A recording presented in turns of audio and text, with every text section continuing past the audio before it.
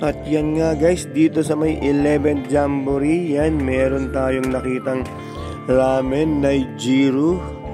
Dito lang yan sa corner ng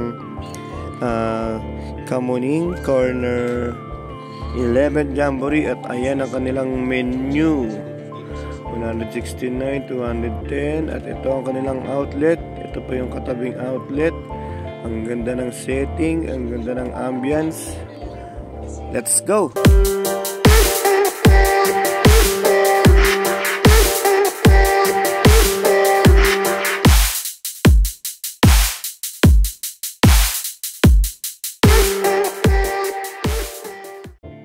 Yan guys, unang booking ko dito sa may Tuna Street, sa may Paho, Caloocan 1400. Ayan. Dito ako ngayon. Ay, di ko napalitan yung logo. Wait lang, palitan natin yung logo kasi sa ano yan, Traffic and Transport Management Division. Palitan natin kasi gamitin natin yung pang-joyride. Yan, dito ako, Tuna Street, Ka-burger. Ay, at yun guys, mula doon sa QC Kamyas, yung una natin booking dito natin sa may Paho. And then ngayon yung pangalawang booking natin mula dito sa may Paho papunta naman ng Quirino Highway sa Novaliches. Kunin na natin, okay? Adios. Hello.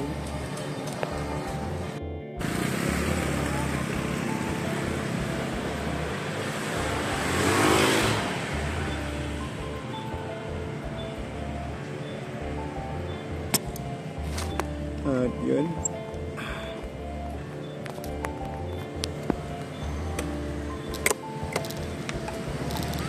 ingat Paps. Yan lang sa may gasolinahan sa baba. At yun guys, mula dun sa may Paho, Tuna Street,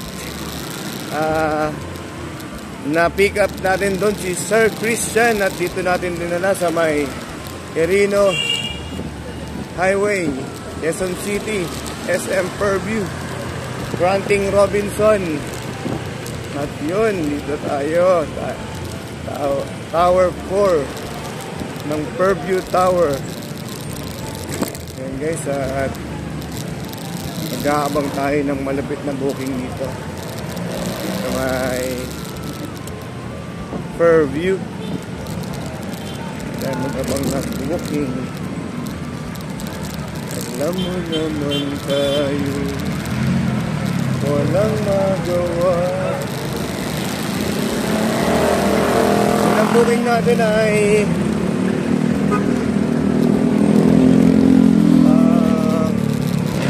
180 at ngayon naman 260 plus.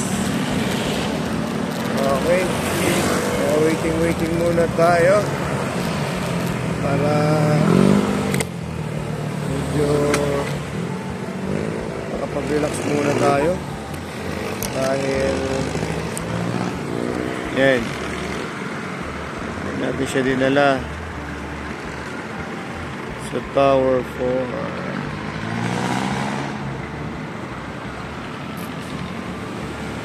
Uy, ganda ng langit, huwag ka namang uulan. At yun na nga, nakakadalawang booking pa lang tayo. Kamyas to Paho, may Paho, Kamyas to may Paho, and may Paho to Fairview. Waiting tayo ng ikatlong booking natin dito. Shell.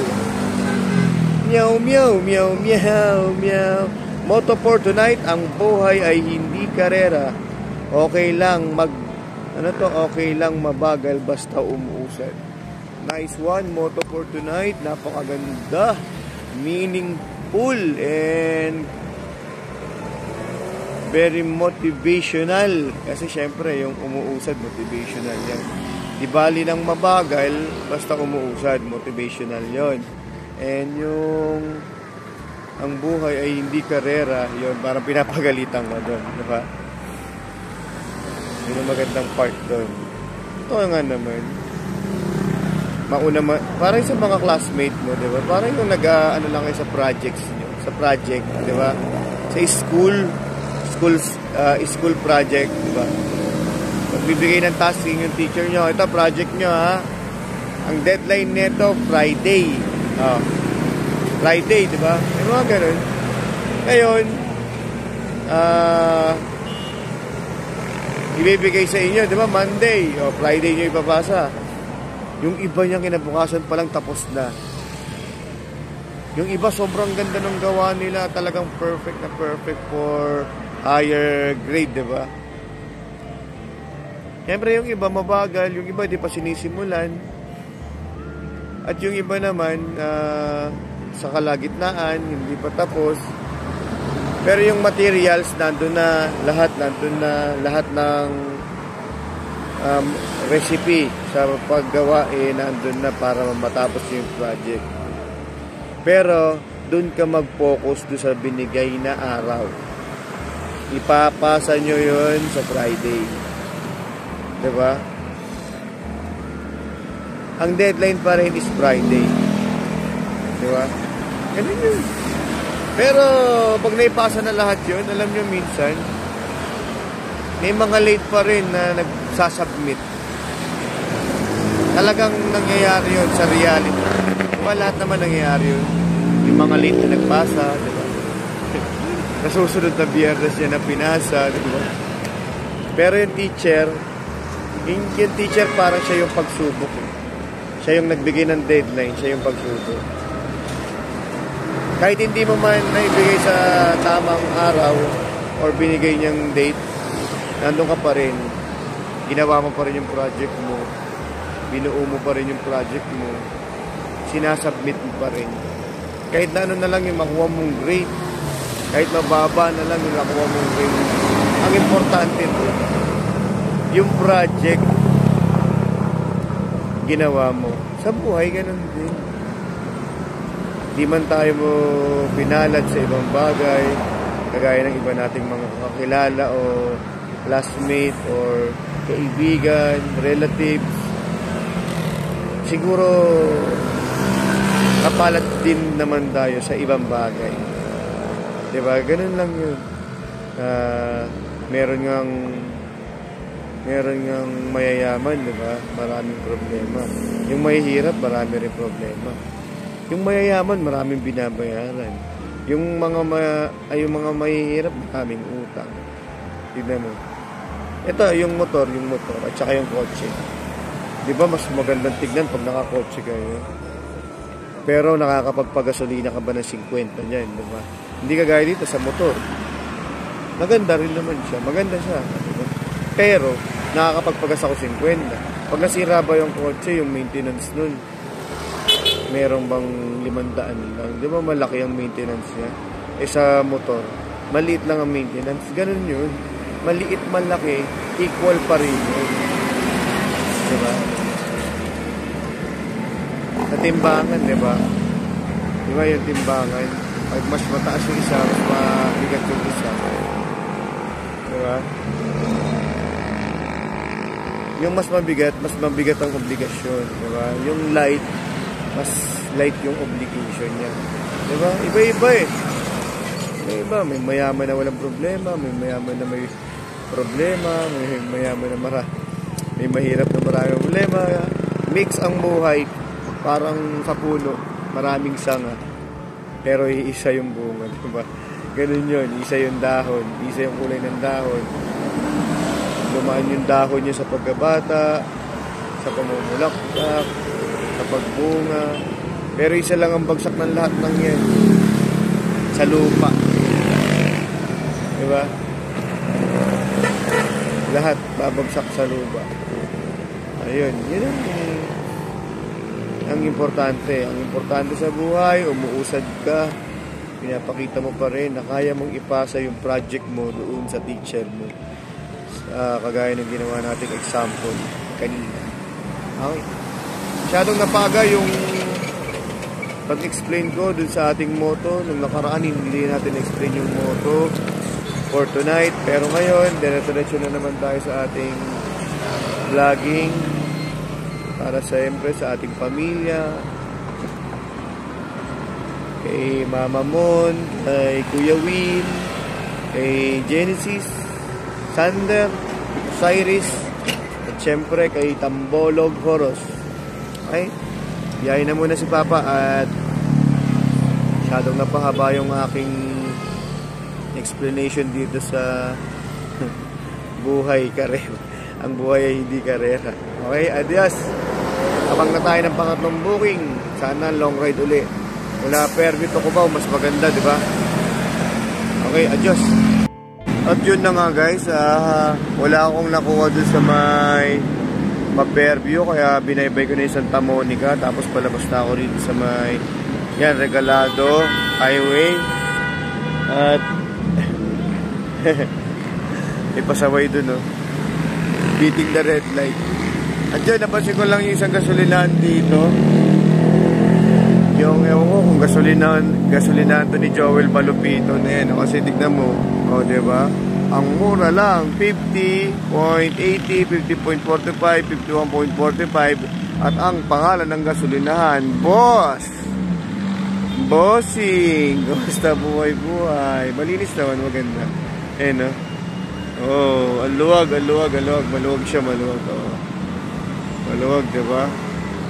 Boss, baka naman boss.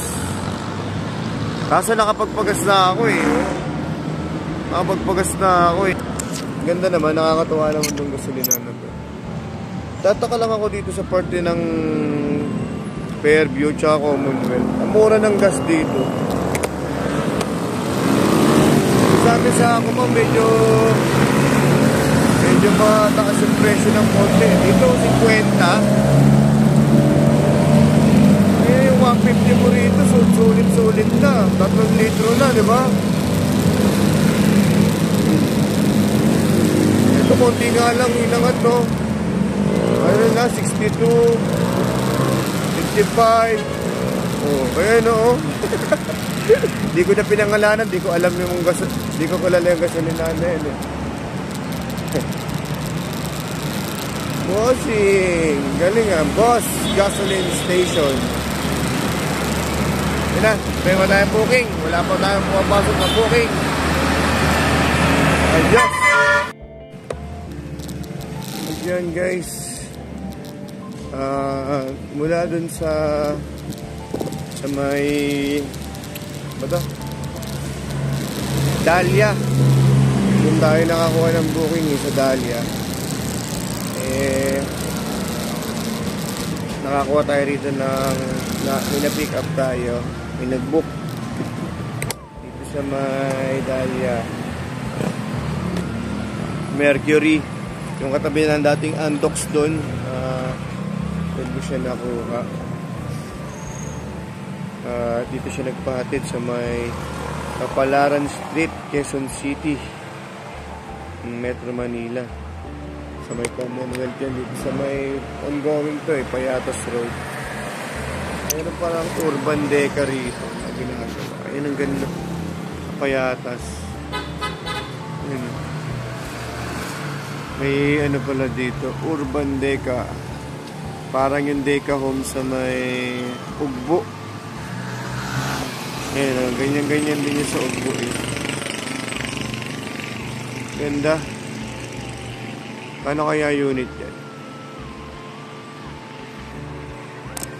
Sinisimulan pa lang. Nagawa pa lang.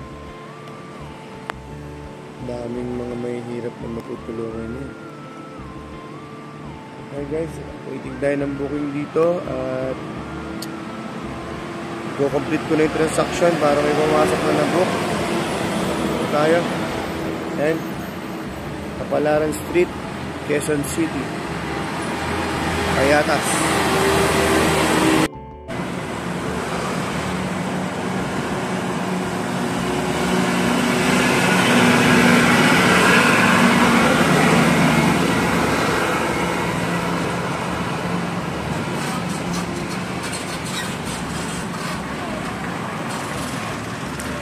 Ayan yung Deca Homes sa ibang angle. Kaya para mas makita natin, diba? Ganda niya eh. Ayan o.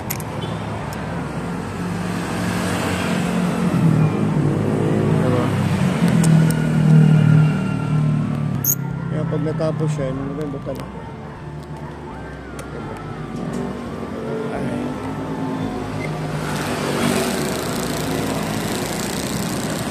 Ayun. Waiting tayo ng booking dun sa mga anong tawag dito? Fairlane ba yun? Fairlane.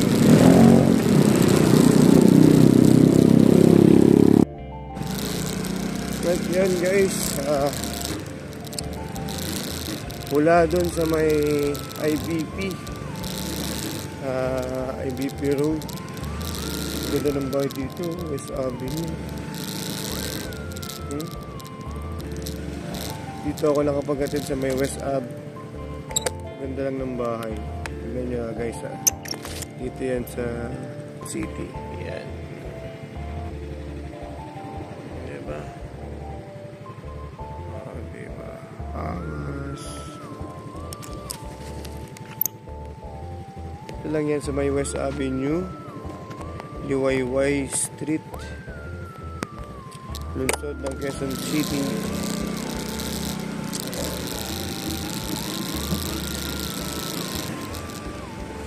Ganda ng mga ano dito talaga. Grabe yung gate nito.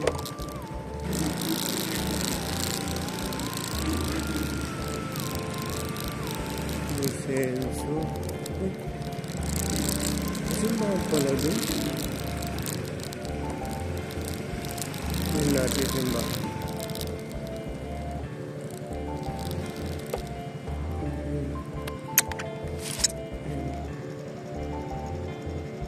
Sa loob. Kaso no entry. Sukin sana natin. Nakalagay no entry. Alam nga naman maging makulit pa tayo, diba? Ganun natin pasok. Tama na yung nakita natin siya sa nilaya. Yung talaga nakakata.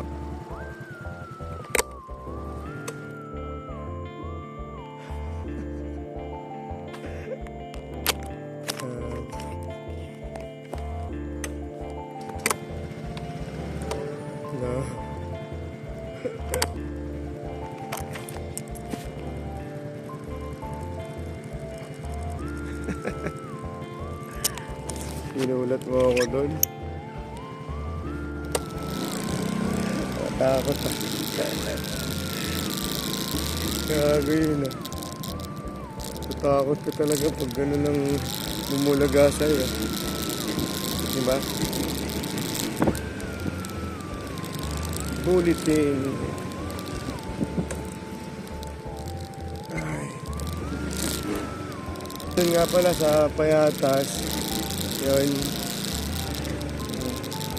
Dito ko din na lang sa may West Port. Kumbaga parang Borromeo na siya. Sa kabila, Borromeo. Diba? Ayan yung tinatrapikan namin. Scout Borromeo.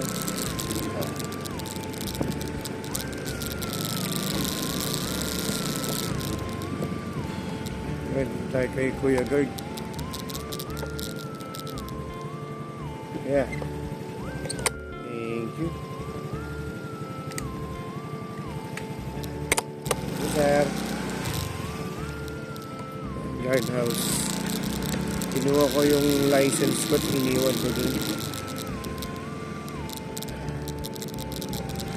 Layo-layo rin, ano? Ano ba? 12:51. Dalawang long ride, isang short ride, at saka isang long ride na naman pala, no? Kaya pala ganun. Ayun, wala. Yung truck ayaw papigil. Parang ayaw mo magpapigil, ah. Impal. Upal na truck ang puta. Stop na sila eh. Ang bilis-bilis pa rin ang pulusok kaya ayaw man na mag-minor. Alam mo yung aksidente na iiwasan yan basta tama lang yung ginagawa ng mga ibang motorista eh. Kaso, yun nga, hindi nga tama kaya nga nagkakaroon ng aksidente. Diba? Kasi, yung kapahamakan or aksidente, talagang totally, puro kung nag-malfunction yung sinasakyan nyo or yung sasakyan mo, given yun yung ma-aksidente ka. Pero kung naka-red, diba, naka-red, umi-stop ka, may problema. Pero kung naka-red, dire-diretso ka pa rin, diba? O yung ka-counterflow, madali naman ma-identify yung mga, kaya nga diba, yung ka-counterflow ka, sa two-way na kalsada, ka-counterflow kang gano'n, ngayon ka sa lubong, paano? Diba? May iwasan talaga sa totoo lang yung mga aksidente, pero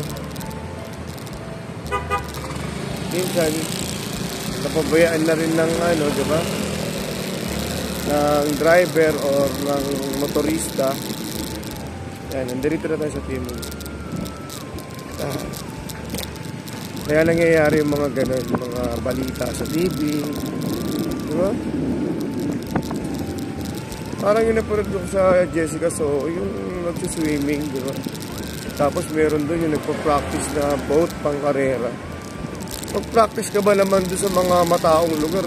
Di ba? Tinamaan tuloy ng hélice yung isang lalaki. Kawawa naman. Condolence na lang doon sa pamilya. Ha? May pasensya lang yun na sabi ko lang. Kasi di ba? Minsan, alam mo yun, hindi ko alam kung nag-iisip pa ba yung ibang tao sa mga ginagawa nilang mga diba, nakaka-boysen lang, diba? Nakaka-boyset lang talaga. Ay, nako, Diosdado Macapagal-Arroyo. Tayog naman ng building na. Ay, ang tayog ng building. Angas. Panay na yan, panay.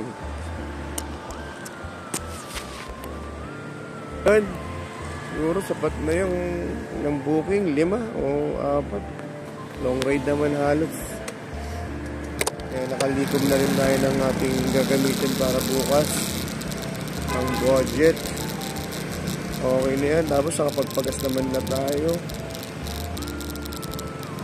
Ay. Very nice and clean. Diba? Nice and clean. Yun lang. Nice and clean. Guys.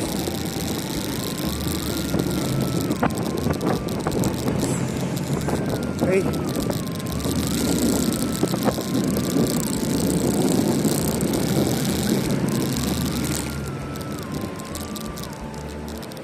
Ay. At yun na nga guys, for the first time, bibidyohan natin yung ABS-CBN Tower. Lagi naman ako dito sa area naman namin tong Quezon City, itong ABS-CBN Sergeant Isguera, pero ngayon lang natin bibidyohan tong tower, diba? Simulan natin sa talampakan ko, sa paa ko. Ayan, pataas. Parang sinilip mo na rin ang Eiffel Tower sa Paris. Diba? Angas. Angas. Angas. Okay, ABS-CBN yan. Ilaw na pula.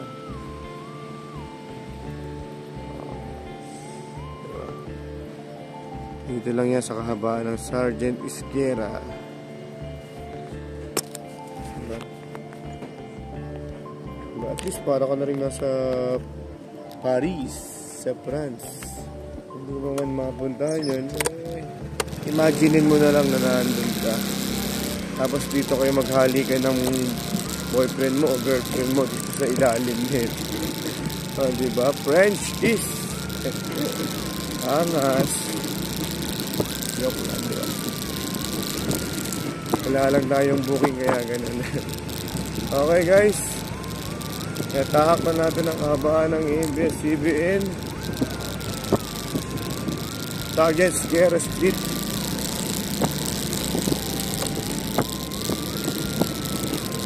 Ayan.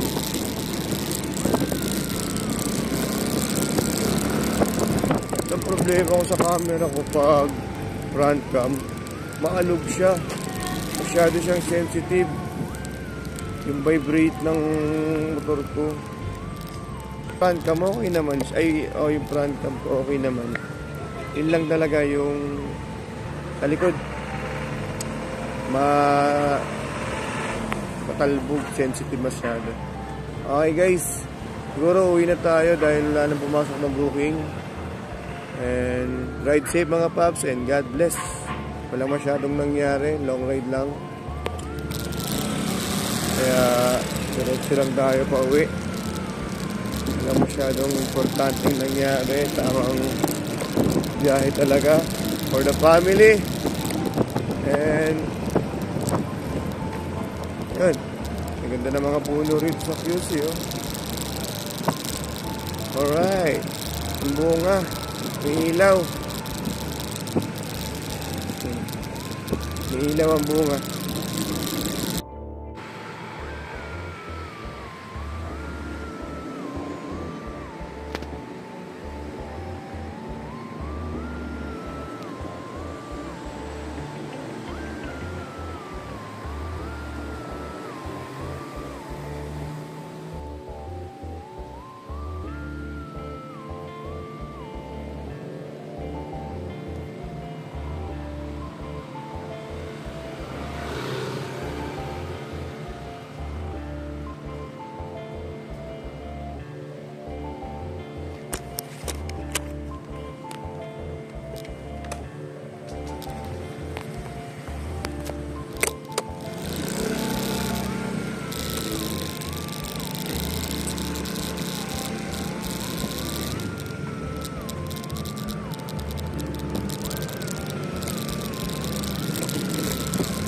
Interesting lang nung ganda.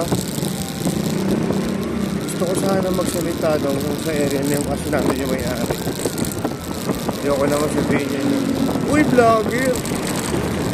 Hindi naman tayo official vlogger. Tamang moto-moto vlog lang tayo. Pero maganda, di ba? Japanese style ramen. Pati maganda ng area niya. Hindi lang siya masyadong matao kasi yung concept niya siguro hindi siya gusto ng mga tao. Pero kung parisan yung linagay niya dun, sigurado mabenta yun, di ba? Alam mo naman yung mga lasing. Alam mo yung mga locals, yung mga hindi rito na sa atin dito. Kaya dito kami sa Cubao, Kamuning. Nahanap yung mga paris-paris na. Pag nakakita yan ng mga parang ang dating ramen, mga kakaibang pagkain, mga, diba? Hindi kasi sa atin, original na, kaya, ang iniisip kagad natin, diba? Alam niyo naman yun? Ano nasa isip nyo? Diba, mahal? Mahal yan. Parang hindi siya lalapitan. Diba? Parang ganun. Pero one time, diba, kumain kami ni Mrs. ko. Tignan namin. Try namin doon. Mapakita ko sa kanya itong video na to para magkaroon siya ng interest. Baka one of this week, itong March, baka bago magkatapos natin. Makapunta kami doon. Hey, Diyos, malapit na ako sa bahay at dito na siguro matatapos ang video na to. Masyado nang mahaba and ilang booking lang naman tayo. Uy, parang piyesta na naman dito. Lamig. Okay guys, adios. Peace out.